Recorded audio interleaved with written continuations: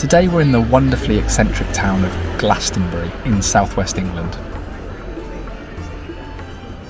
We'll see for ourselves what makes this town so unique, and we'll share some of its weird and wonderful history along the way. Stay with us to the end. I think you're really going to like this.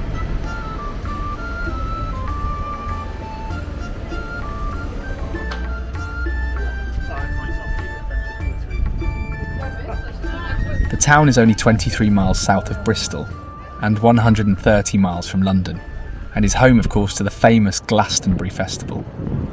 Well, to be more specific, the festival takes place at Worthy Farm between the tiny villages of Pilton and Pill in Somerset, which is 6 miles east of Glastonbury Town. Aside from the festival, Glastonbury Town itself is for sure one of the quirkiest places in the UK. So let's continue on and explore it.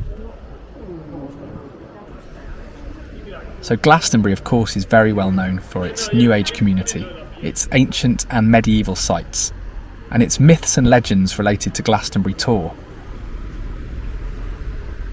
Joseph of Arimathea is the one said to have arrived in Glastonbury, where he stuck his staff into the ground where it was said to have flowered miraculously into the Glastonbury thorn.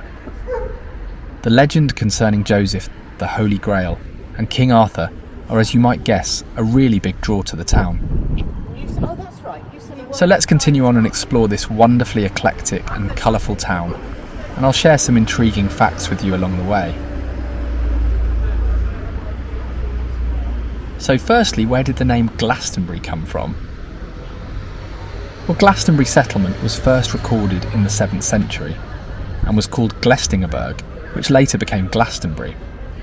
Incidentally, in 1693, Glastonbury, Connecticut was founded and named after the English town from which settlers had emigrated.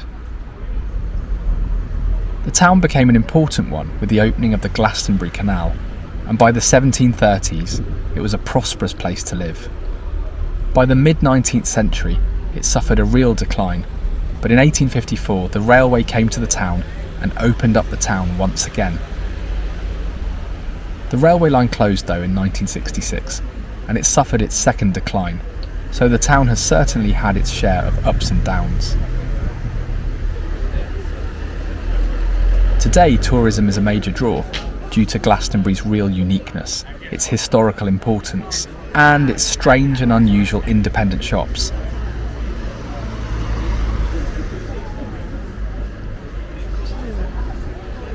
So we can't take this walk around Glastonbury without talking about the festival.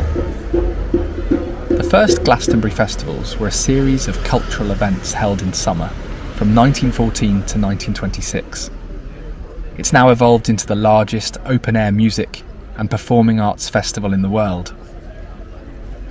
So the impact of the festival has of course had an enormous effect on the town, with an estimated economic benefit of around £35 million. The festival's held on the first full weekend after the summer solstice, normally around the last weekend of June. The festival area itself covers 1,100 acres, which is the equivalent of 500 football pitches, and the length of the fence around the festival site is 8 miles. The first Glastonbury Festival, as we know it, was known as the Pilton Pot, and it was held on the 19th of September 1970. This festival cost £1 to get in, and it included free milk from the farm. 1,500 people attended to see T-Rex, Alan Brown and Steamhammer. The Kinks were meant to play this first festival, but pulled out at the last minute. The toilet situation has improved every year. There's around 400 cubicles, including the infamous long drops, eco toilets and some portaloos. There are also 700 metres of urinals. There's over 40,000 rubbish bins. And did you know that almost every bin is hand painted too? Each one is quite different, with images painted on them. Naturally, if we're talking Glastonbury, we have to talk about the famous mud. You might not be surprised to hear that people have actually sold Glastonbury mud. And no, I'm not making that up. In fact, in 2004, one person managed to sell some Worthy Farm mud for £74. Another character had some mud from the festival framed. I'm pretty sure no other festival in the world has such devoted fans.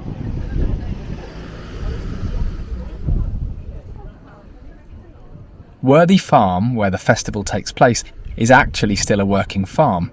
It produces 10,000 litres of milk a day, and you can buy the milk from the trucks that go around the festival. What else can I share about the festival?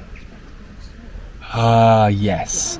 Long before Stormzy wore the Banksy stab-proof vest, Suzanne Vega performed at Glastonbury wearing a bulletproof vest. It appeared she'd received death threats but was determined to play the festival, so police advised her to wear a bulletproof vest. And have you heard of the Glastonbury trouser story? Well, in 1987, someone had the idea to steal people's trousers. A fair few people had to wander around the festival looking for their trousers after they were taken out of their tents. All the trousers were eventually found in a ditch.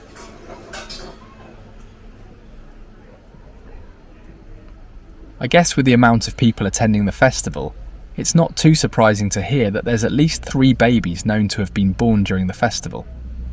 One couple even received a personalised gift from the Rolling Stones following the birth of their baby. It's said that the Glastonbury vibe is so contagious that police officers often dress up. One year they were even dressed as fairies. I'd have definitely liked to have seen that spectacle. Let's talk about the famous pyramid stage. The spot where the pyramid stage is on is an area where 2 ley lines meet. In pagan beliefs, the meeting of ley lines creates amazing energy, hence why the main stage is in a pyramid shape. The pyramid stage was born in 1971 as David Bowie, Joan Baez and Fairport Convention played in front of 12,000 people. The current pyramid stage is the 3rd version, after the second one burnt down in 1994, just before the festival. Incidentally, have any of you heard about the secret stage called the Underground Piano Bar? Well, it is located in a new area every festival and is not on any maps, so keep an eye out and you may well discover it by accident.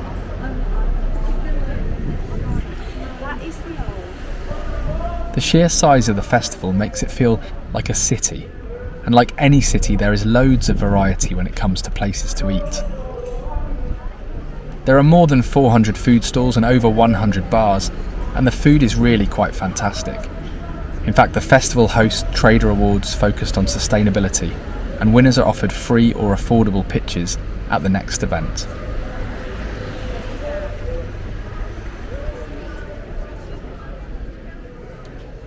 Capacity-wise, at the moment it is 203,000, but the organisers have permission to increase it to 210,000, as long as the extra 7,000 people arrive by public transport. There's said to be at least 76,000 tents. Let's talk a bit more about the town itself. 1,000 years of beliefs and legends are part of the history of this unique place.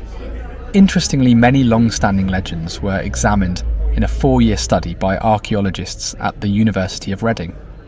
They speculated that the connection with King Arthur and Guinevere was created deliberately by the monks in 1184 to meet a financial crisis caused by a devastating fire. In 1191, monks at the Abbey claimed to have found the graves of Arthur and Guinevere in the Lady Chapel of the Abbey Church. The remains were said to have been moved and were lost during the Reformation. And the story I mentioned before said that Joseph of Arimathea is said to have arrived in Glastonbury by boat over the flooded Somerset levels. On disembarking, he stuck his staff into the ground, and it flowered miraculously into the Glastonbury thorn. This is said to explain a hybrid hawthorn tree that only grows within a few miles of Glastonbury, and each year a sprig of thorn is cut by the local Anglican vicar and the eldest child from St John's School and sent to the Queen, or should I now say the King. The Abbey is said to be the oldest above-ground Christian church in the world. We won't have time to visit it on this walk today, but we hope to make a dedicated film there when we next return. According to the legend, it was built to house the Holy Grail, 65 or so years after the death of Jesus. The legend also says that as a child, Jesus had visited Glastonbury along with Joseph. I suspect that the legend probably was encouraged during the medieval period, when religious relics and pilgrimages were profitable business for abbeys. Incidentally, William Blake mentioned the legend in a poem that became a popular hymn, Jerusalem.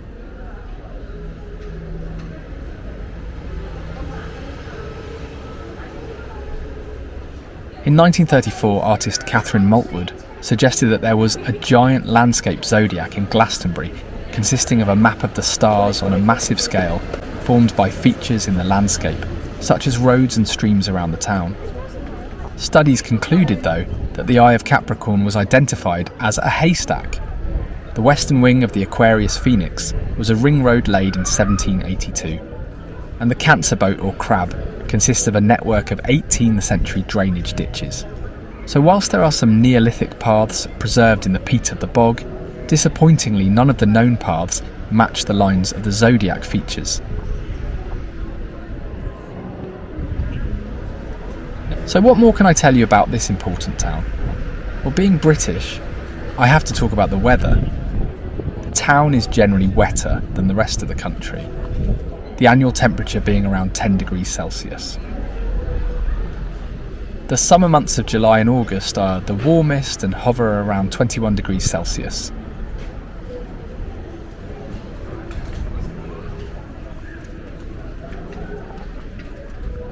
Architecturally, you just have to look up and be endlessly amazed at the town's architectural wonders, and there are approximately 170 listed buildings. Amongst them, the Church of St John the Baptist dates from the 15th century. It is described as one of the most ambitious parish churches in Somerset and has been designated as a Grade 1 listed building.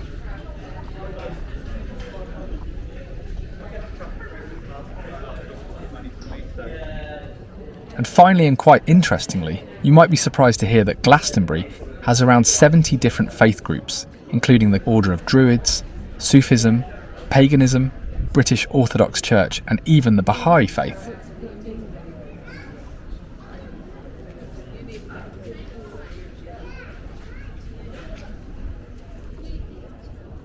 So what about getting to and fro from Glastonbury?